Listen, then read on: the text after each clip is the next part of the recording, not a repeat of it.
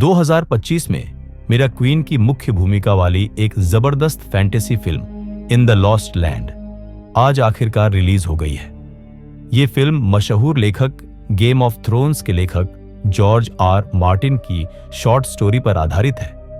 Director हैं resident evil series के मशहूर निर्देशक पॉल एंडरसन, जिन्होंने एक ऐसा एडवेंचर वर्ल्ड रच डाला है जहां धरती बर्बाद हो चुकी है, राक्षसों का राज्य है और इंसान बस जिंदा रहने की लड़ाई लड़ रहे हैं। 1000 साल बाद की बात है, धरती पर तबाही का तूफान आया। मानव सभ्यता जंग की आग में जलकर राख हो गई। चारों ओर तबाही और बर्बादी फैली थी। इसी तबाह जमीन से जन्म हुआ लॉस्ट लैंड, एक ऐसी जगह जो अब राक्षसी और विकृत जीवों का अड्डा बन चुकी है। बचे हुए इंसान अब एक अकेले किलेनुमा शहर में शरण ले चुके हैं, मगर वहां भी उन्हें चर्च की गुलामी में एक नरक जैसे जीवन में जीना पड़ता है। इसी बीच चर्च ने एक रहस्यमयी जादूगरनी को पकड़ लिया, जिसका नाम है गरीब चोगा वाली एलिस। उसने दावा किया कि वो इंसानों की हर ख्वाहिश पूरी कर सकती है।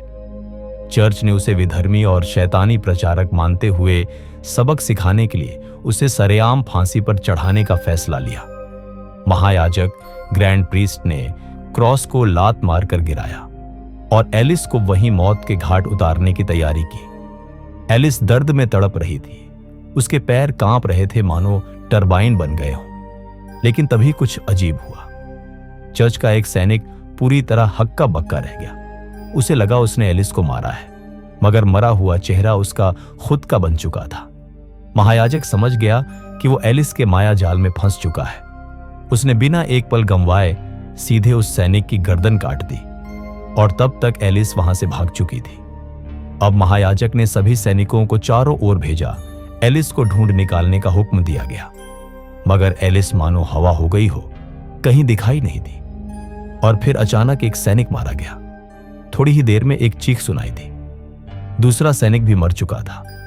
उसके शरीर को किसी ने कीड़े जैसा चीर डाला था। महायाजक ने हार नहीं मानी।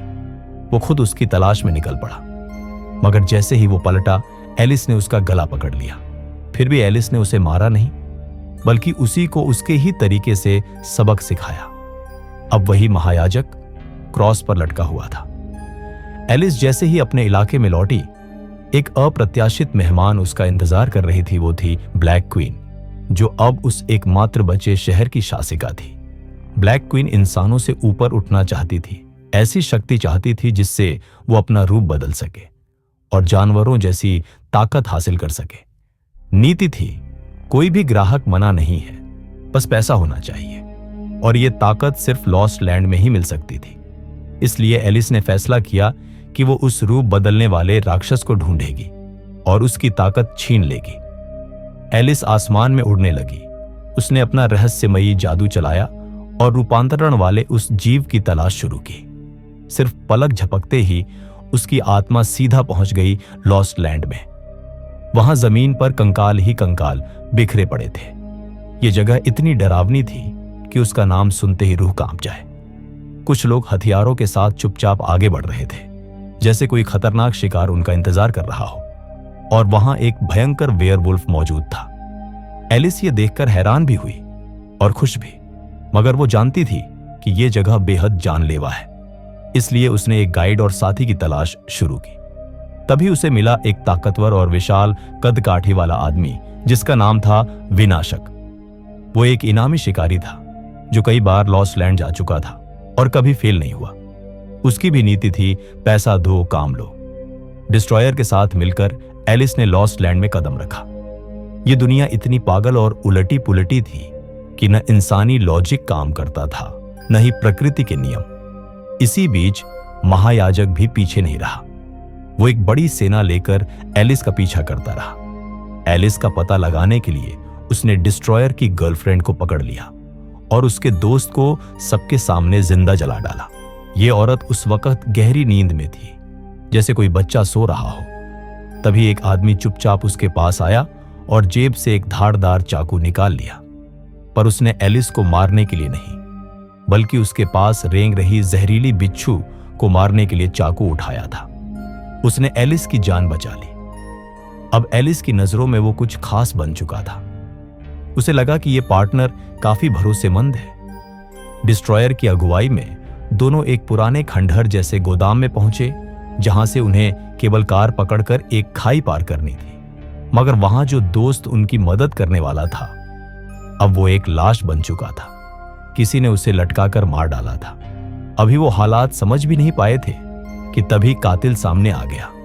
महायाजक ग्रैंड प्रीस्ट अपने गुंडों के साथ उन्हें घेर चुका था। इस बार वो पहले से भी ज्यादा क्रूर और खतरनाक था। उसने डिस्ट्रॉयर की गर्लफ्रेंड को बेरहमी से घायल कर दिया और फिर उसकी आंखों के सामने एक गोली मारकर उसका खात्मा कर दिया। अब हालात बिल्कुल विस्फोटक हो चुके थे। एलिस बिना कुछ कहे बिजली सी भागी और 2 पिस्तौलें छीन ली। डिस्ट्रॉयर ने भी अपना हथियार उठाया और गोलियों की बरसात शुरू कर दी। मगर सामने वाला कोई आम दुश्मन नहीं था। महायाजक पूरी ठंडक और संयम से खड़ा रहा। उसके चेले दीवानों की तरह आगे बढ़ते गए और उसकी ढाल बनकर गोलियां खाते रहे। एलिस और डिस्ट्रॉयर जल्दी से केबल कार में कूदे ताकि घाटी के उस पार जा सके। मगर तभी कुछ गुंडे केबिन पर चढ़ आए और मशीन गनों से उन पर अंधाधुंध गोलियां चलाने लगे। एलिस फौरन ऊपर चढ़ गई और 2 चंद्राकार मुड़े हुए खंजर निकाल लिए। वो बिल्कुल वैसी दिख रही थी जैसे कोई कटा छांटा करता हो सब्जी मंडी में। एक एक करके सभी गुंडों को उसने सीधे खाई में फेंक दिया। अब महायाजक का गुस्सा 7वें आसमान पर था। उसने तुरंत हुक्म दिया, केबल की रस्सी काट दो। रस्सी कटते ही केबिन बेकाबू होकर दूसरे किनारे की दीवार से टकरा गया। एलिस और डिस्ट्रॉयर हाथों से चट्टान पर चढ़ने लगे। एलिस चप्पल थी, जल्दी ऊपर पहुंच गई। डिस्ट्रॉयर का भारी भरकम शरीर अभी नीचे ही था। तभी महायाजक ने स्नाइपर राइफल निकाली और सिर्फ एक गोली में डिस्ट्रॉयर के कंधे में निशाना साध लिया। वो हंसते हुए बोला, देखा, मेरी निशानेबाजी अब भी कमाल की है। अब उसने दोबारा बंदूक उठाई। इस बार वो डिस्ट्रॉयर का सिर उड़ा देना चाहता था।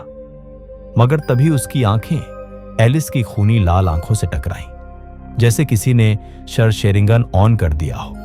बस एक नजर और महायाजक पर भयानक माया का असर हो गया। उसे अचानक तेज सूरज की रोशनी चुभने लगी।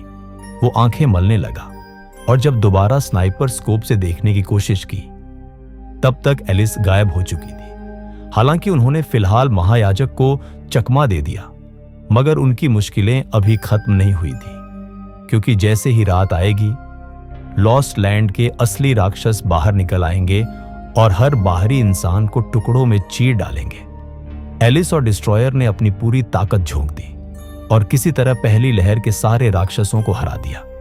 मगर अभी असली खतरा बाकी था। एक एलिट राक्षस अपनी सेना के साथ आसमान से कूदकर उन पर हमला कर देता है। दोनों को जमीन पर गिरा दिया गया। डिस्ट्रॉयर खुद को छुड़ाने की कोशिश करता रहा, मगर वो बिल्कुल भी हिल नहीं पाया। तभी उस एलिट राक्षस की नजर एलिस पर पड़ी। वो एलिस को पहचानता था, मगर उसे मारने के बजाय उसका गला पकड़कर देखता रहा। एलिस ने तुरंत अपना हिप्नोटिक जादू चलाया, जिससे उस राक्षस का दिमाग उसके कंट्रोल में आ गया। राक्षस ने एलिस को छोड़ दिया और अपने साथियों से कुछ अजीब बातें करने लगा। गुंडे कुछ समझ ही नहीं पाए थे। तभी एलिस ने आग का जादू चलाया और सब पर आग बरसा दी। कुछ ही सेकंड में सारे राक्षस कोयले की ढेरी बन चुके थे। डिस्ट्रॉयर अब एलिस को और भी गहराई से देखने लगा।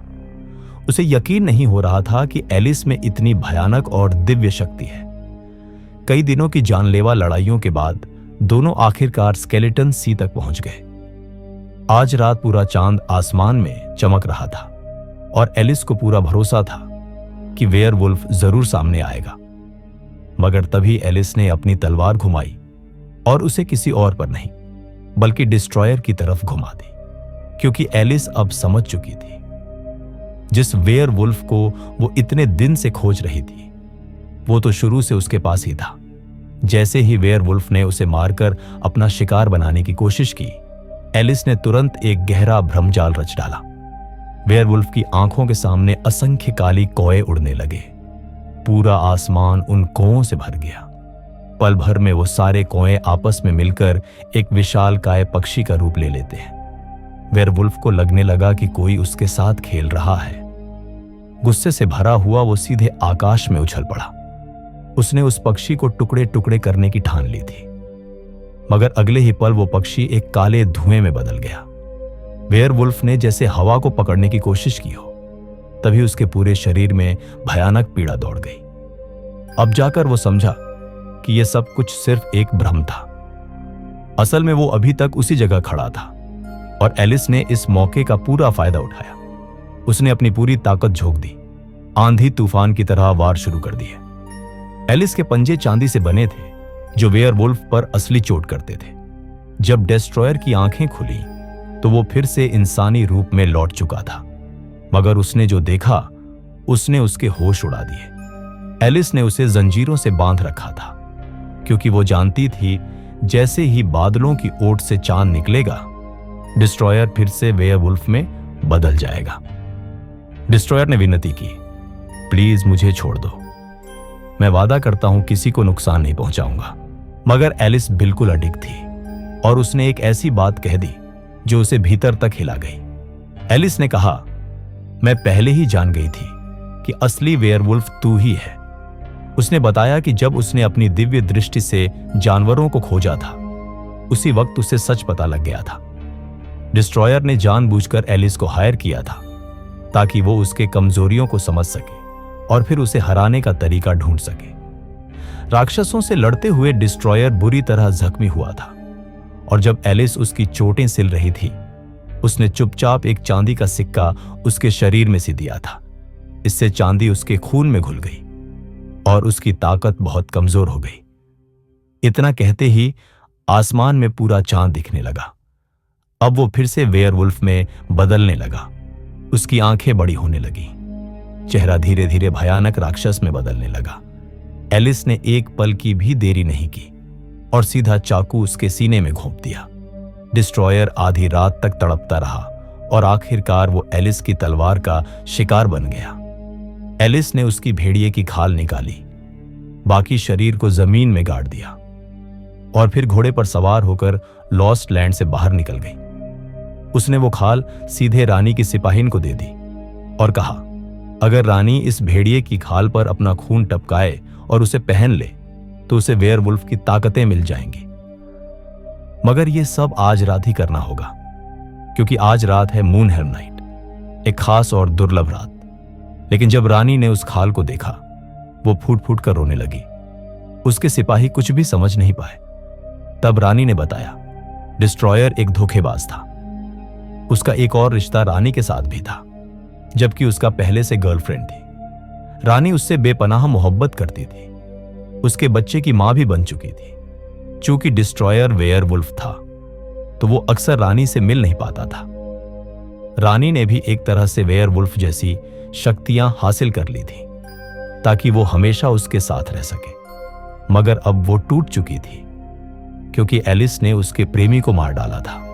रानी ने उस खाल को पहनने से इनकार कर दिया और जैसे ही आधी रात बीती, खाल एक आग की चिंगारी बनकर फिर से लॉस्ट लैंड में उड़ गई। खाल ने डिस्ट्रॉयर की लाश में प्रवेश किया और उसके भीतर की प्राचीन शक्ति जाग उठी। डिस्ट्रॉयर अब फिर से जिंदा हो चुका था और जैसे ही उसकी आंखें खुली, उसने एलिस को ढूंढना शुरू कर दिया। उसे अब सिर्फ एक चीज चाहिए थी, बदला।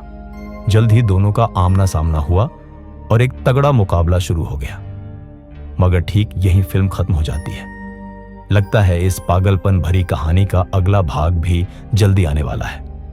तो दोस्तों, अगर आप जानना चाहते हैं कि एलिस और डिस्ट्रॉयर के इस खून खराबे का अंजाम क्या होता है, तो चैनल को सब्सक्राइब करना मत भूलना और अगला पार्ट मिस मत करना।